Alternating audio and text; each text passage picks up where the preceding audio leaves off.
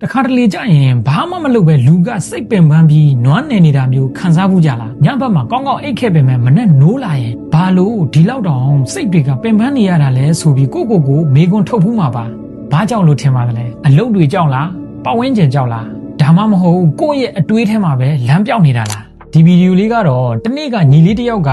ကျွန်တော်ကိုမေးပါတယ်ကိုကျော်ရေးတဲ့ကျွန်တော်စိတ်တွေအယမ်းပင်ပန်းနေတယ်တဲ့ဘာဖြစ်လို့လဲညီလေးအေးရေးမဝလို့လားလို့မေးတော့ကောင်းကောင်းအိတ်ခဲ့ပါတယ်တဲ့သူဒီလိုဖြေတယ်ပေါ့နော်ဒါဖြင့်ဘာကြောင့်စိတ်တွေပင်ပန်းနေတာလဲညီလေးဆိုတော့အဖြေကမတွေ့ဘူးဖြစ်နေတယ်ဒါကြောင့်မလို့ကျွန်တော်တို့ရဲ့စိတ်တွေအဖြေမရှိပဲဘာကြောင့်ပင်ပန်းနေရတာလဲဆိုတာကိုဒီနေ့ကျွန်တော်ကလေ့လာမိသလောက်မျှဝေပေးတော့မှာဖြစ်ပါတယ်တကယ်တော့ကျွန်တော်တို့ကစိတ်ပင်ပန်းနေဆိုတာကခန္ဓာကိုယ်ပင်ပန်းတာထက်ပိုပြီးကုသရခတ်ပါတယ်ဒါပေမဲ့မပူပါနဲ့ဒီနေ့ဗီဒီယိုမှာတော့အဲ့ဒီစိတ်ပင်ပန်းမှုတွေကိုချက်ချင်းရပ်တန့်စေပြီးစိတ်ခွန်အားတွေပြန်ရလာစေမယ်လက်တွေ့ကြတဲ့အချက်၅ချက်ကိုဆွေးနွေးတင်ဆက်ပေးတော့မှာဖြစ်ပါတယ်လူတိုင်းမှာဒီစိတ်စွမ်းအင် mental energy ဆိုတာကအကန့်အသတ်နဲ့ပဲရှိတာပါကျွန်တော်တို့ကတစ်နေ့တာလုံးမှာဒီလူမှုရေးအလုပ်အကိုင်းမိသားစုရေးပေါင်းသင်းဆက်ဆံရေးတွေထဲမှာဒီစွမ်းအင်တွေကိုသုံးစွဲနေရပါတယ်ဒါပေမဲ့ကျွန်တော်တို့ကပြန်ပြီးအားဖြည့်ဖို့ကြတော့မေ့နေတတ်ကြပါတယ်ကျွန်တော်တို့အသုံးပြုနေတဲ့ဖုန်းတွေတောင်မှဒီအချိန်တစ်ခုရောက်ရင်အားပြန်သွင်းရတယ်လို့ပဲပေါ့ဗျာကျွန်တော်တို့ရဲ့စိတ်စွမ်းအင်တွေကိုလည်းအသုံးမဲ့ပြုပြီးတော့အားပြန်မသွင်းဘူးဆိုရင်တော့အခုလိုပဲအကြောင်းရင်းမသိပဲစိတ်ပင်ပန်းရတာမျိုးကြုံရတတ်ပါတယ်အဲ့ဒီစိတ်ပင်ပန်းတာကိုကျွန်တော်တို့ကဒီအတိုင်းလွှတ်ထားမယ်ဆိုရင်ရေရှည်မှာစိတ်တက်ကြတာဘန်းတော့ဖြစ်တာနဲ့ကျွန်တော်တို့ရဲ့ကျန်းမာရေးကိုဆိုးဆိုးရွားရွားထိခိုက်တာတွေအထိဖြစ်လာနိုင်ပါတယ်ဒါကြောင့်အခုပြောသွားမယ့်အချက်တွေကိုတေချာလေးလေ့လာပြီးဘဝထဲမှာလက်တွေ့ပြောင်းလဲကြည့်ဖို့အကြံပြုချင်ပါတယ်ပထမဦးဆုံးအချက်ကတော့ကျွန်တော်တို့မလိုအပ်တဲ့သတင်းအချက်လက်တွေစီကနေခေတ္တအနားယူကြည့်ပါဒါကဘာလို့ဆိုလိုတာလဲဆိုတော့ကျွန်တော်တို့ digital detox ပေါ့ယနေ့ခေတ်မှာကျွန်တော်တို့စိတ်ပင်ပန်းရတဲ့အ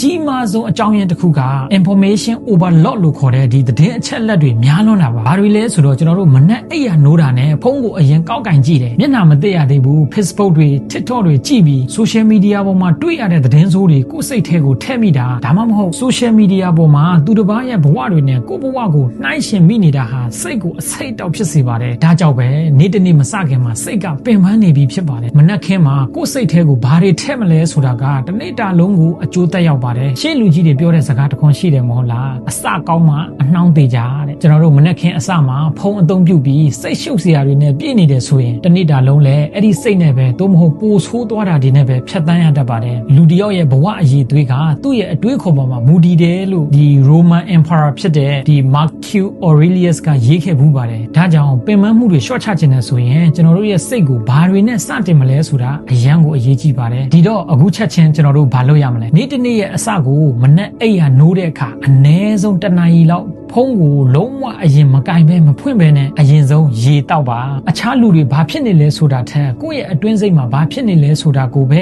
အာရုံစိုက်ကြည့်ပါအဲ့ဒီအချိန်မှာစာဖတ်တာလေ့ကျင့်ခန်းလုပ်တာဒါမှမဟုတ်တရားထိုင်တာတရားမထိုင်ရင်လည်းကျွန်တော်တို့ဒီအသက်ရှူလေ့ကျင့်ခန်းလုပ်တာမျိုးကိုလုပ်ပြီးရင်အုံနောက်ကအေးချမ်းတဲ့ခံစားချက်ကိုချက်ချင်းရရှိလာမှာပါဒုတိယအချက်ကတော့ကျွန်တော်တို့မပြီးပြတ်သေးတဲ့အလုပ်တွေရှိရင်စည်ရင်ချရေးကြည့်ပါဘာဖြစ်လို့လဲဆိုတော့ဒီစိတ်ပင်ပန်းရတဲ့နောက်ထပ်အကြောင်းရင်းတစ်ခုကလှုပ်ရှားတွေအများကြီးပဲဆိုတဲ့အတွေးမျိုးစုံအုံနောက်ထဲမှာပြည့်နေလို့ပါအဲ့ဒီမပြီးသေးတဲ့အလုပ်တွေကသင်အုံနောက်ရဲ့အနောက်ွယ်မှာအမြဲတမ်းပူပန်နေစေပါတယ်အဲ့တော့ဒီပြဿနာတွေကိုဖြေရှင်းဖို့ကျွန်တော်တို့စာအုပ်တုံးနဲ့ဘောပင်နဲ့ယူလိုက်ပါပြီးရင်ခေါင်းထဲမှာရှိတဲ့စိုးရင်ပူပန်မှုတွေလောက်ရမယ့်အလုပ်တွေကိုအကုန်ချရေးလိုက်ပါဒါကို brain dump လို့ခေါ်ပါတယ်စာရွက်ပေါ်ရောက်သွားတဲ့အခါခေါင်းထဲမှာပေါ့ပါသွားတာကိုခံစားရပါလိမ့်မယ်ပြီးရင်တော့ကျွန်တော်တို့အရေးကြီးဆုံးလုပ်ရမယ်တစ်ခုဒါမှမဟုတ်နှစ်ခုကိုပဲအာယုံစိုက်ပြီးလှုပ်ဆောင်ကြည့်ပါတတိယအချက်ကတော့ကျွန်တော်တို့ညင်းဆိုတတ်အောင်လဲလေ့လာထားသင့်ပါတယ်ဒါကဘာကိုပြောတာလဲဆိုတော့ကျွန်တော်တို့တွေအများစုကတစ်ဖက်သားကိုအားနာတတ်တယ်ဒါကြောင့်လူအများစုကသူတစ်ပါးကိုအားနာလို့ဒါမှမဟုတ်အများအမြင်ကောင်းအောင်ကိုမလှုပ်ချင်တာတွေအတင်းအကျပ်လက်ခံတတ်ကြပါတယ်ဒါဟာကိုယ့်ရဲ့စိတ်စွမ်းအင်တွေကိုအလဟတ်သက်ဖြုံးတီးပစ်တာပါပဲသိထားမှာက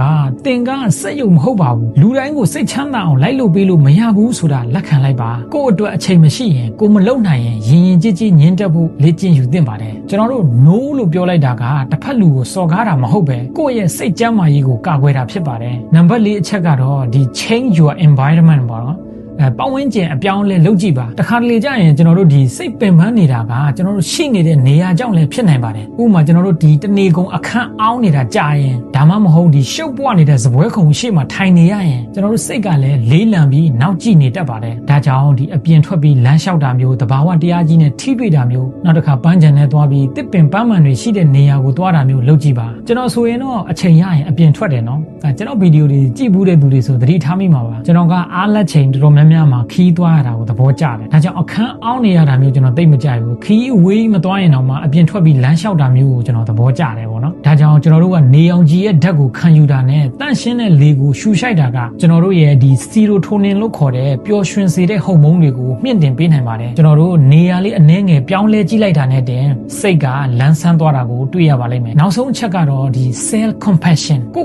ခွင့်လွတ်ပါကျင်နာပါဒီအချက်ကအရေးကြီးဆုံးပါကျွန်တော်တို့ဟာတခြားအသူတွေပေါ်မှာကျင်နာတတ်ပေမဲ့ကိုကြရင်တိတ်ပြီးရက်ဆက်တတ်ကြပါတယ်ဘာလို့လဲဆိုတော့ကျွန်တော်တို့ကလူသားတွေလေအားနည်းချက်အားသာချက်ဆိုတာတွေရှိပါတယ်ကိုယ့်ရဲ့အားနည်းချက်ကိုပဲကြည့်ပြီးဘာလို့ငါဒါကိုမလုပ်နိုင်တာလဲငါကတော့ညံ့လိုက်တာဆိုတဲ့အပြစ်တင်စကားတွေကကိုယ့်ရဲ့စိတ်ကိုသေစေပါတယ်ဒါကြောင့်ဒီနေရာမှာကျွန်တော်ဥပမာလေးတစ်ခုပြောချင်တယ်ကိုအပြစ်တင်ချင်တယ်ဆိုရင် Mr. Trump ကိုသတိရပါပြောချင်တာကသူ့မှာလည်းအားနည်းချက်ဆိုတာရှိပါတယ်ဒါပေမဲ့ तू အားနည်းချက်ကို तू မကြည့်ဘူး तू လုပ်ရင်ရတယ်ဆိုတာမျိုးကိုပဲ तू ကအာယုံစိုက်တယ်ပေါ့နော်ဒါကြောင့်မလို့ကျွန်တော်တို့ကလည်းကိုယ့်ရဲ့အားနည်းချက်တွေကိုပဲမကြည့်ပဲကိုယ့်ရဲ့အားသာချက်ကိုအာယုံစိုက်တင်ပါတယ်ဒါကြောင့်အခုကြည့်နေတဲ့မိတ်ဆွေသင်လည်းလူသားတစ်ယောက်ဖြစ်တဲ့အတွက်မှားနိုင်ပါတယ်ကျွန်တော်လည်းမှားတာတွေရှိပါတယ်ဒီဗီဒီယိုမှာတော့အမှားတွေရှိနိုင်ပါတယ်ဒါကြောင့်မှားတာတွေရှိရင်ဝေဖန်ပါထောက်ပြပေးပါကြိုးစိုးပါတယ်ဒါကြောင့်မလို့ကျွန်တော်တို့ကကိုယ့်ရဲ့အမှားတွေအားနည်းချက်တွေကိုပဲကြည့်မနေပဲကိုယ့်ရဲ့အားသာချက်တွေကိုအာယုံစိုက်ပြီးလှုပ်ဆောင်မယ်ဆိုရင်စိတ်ပင်ပန်းမှုတွေစီကနေရုံထွက်နိုင်မှာပါလူတော်များများကဒီ comfort zone လို့ခေါ်တဲ့တက်တောင့်တက်တာရှိတဲ့နေရာမှာပဲ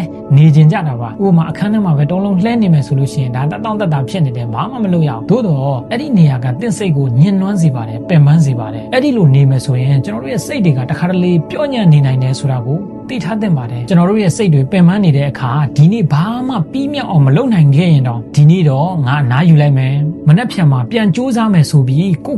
ခွင့်လွတ်ပေးပါအဲ့တော့တင့်ကိုတင်ကျင်နာပြီးချစ်တက်လာတဲ့အခါစိတ်ပင်ပန်းမှုတွေကလျော့ပါသွားပါလိမ့်မယ်ဒီနေ့ကျွန်တော်တို့ဒီအထက်မှာကျွန်တော်တို့ဆွေးနွေးခဲ့တဲ့၅ချက်ကရိုးရှင်းပေမဲ့တကယ်တမ်းလုပ်ကြည့်ရင်တိတိတတ်တာထူးခြားတာကိုတွေ့ရမှာပါကျွန်တော်တို့တွေဟာစိတ်ရုပ်တွေမဟုတ်တဲ့အတွက် recharge လုပ်ဖို့အားပြန်သွင်းဖို့လိုပါတယ်တကယ်တော့စိတ်ပင်ပန်းနေဆိုတာတင့်ရဲ့စိတ်ဝိညာဉ်ကအနားယူဖို့လိုနေပြီလို့တတိပေးနေတဲ့အချက်ပြစနစ်တစ်ခုပါဒါကိုလစ်လျူမရှုပါနဲ့ဒီနေ့ကစပြီးကို